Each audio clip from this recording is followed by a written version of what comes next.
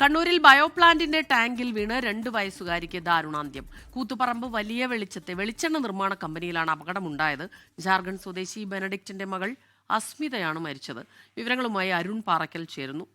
അരുൺ, അല്ലാതെ വേദനിപ്പിക്കുന്ന ഒരു വാർത്തയാണിത്. ഇത് എങ്ങനെയാണ് സംഭവിച്ചത്? പുലർച്ചെയാണ് ഈ അപകടം ഉണ്ടാകുന്നത്. പുലർച്ചെ 3:30 കൂടിയായിരുന്നു ഈ സംഭവം. കൂത്തുപറമ്പ് വലിയ വെളിച്ചം വ്യവസായ വെളിച്ചെണ്ണ നിർമ്മാണ കമ്പനിയുടെ മലിന ജല ശുദ്ധീകരണ പ്ലാന്റ് ആണ്. അവിടേക്ക് കുട്ടി നടന്നുപോയി വീണു എന്നാണ് പറയുന്നത്. ജാർഖണ്ഡ് സ്വദേശി ബെനഡിക്റ്റിന്റെയും പ്രേമകുമാരിയുടെയും മകളായിരുന്നു. ഇരുവരും ജോലിക്ക് പോയ സമയത്താണ് അപകടമുണ്ടായത്. സ്ഥാപനത്തിന്റെ കോമ്പൗണ്ടിൽ തന്നെയാണ് ഈ കുട്ടിയും കുടുംബവും താമസിക്കുന്നത്. അങ്ങനെ കുട്ടി ഇറങ്ങി നടക്കുകയായിരുന്നു. അബദ്ധത്തിൽ ടാങ്കിലേക്ക് വീഴുകയായിരുന്നു എന്നാണ് പറയുന്നത്. ഉടൻ തന്നെ കൂത്തുപറമ്പ് താലൂക്ക് ആശുപത്രിയിൽ എത്തിച്ചെങ്കിലും ജീവൻ രക്ഷിക്കാനായില്ല. മൃതദേഹം നിലവിൽ തലശ്ശേരി ജനറൽ ആശുപത്രിയിലെ മോർച്ചറിയിലാണുള്ളത്.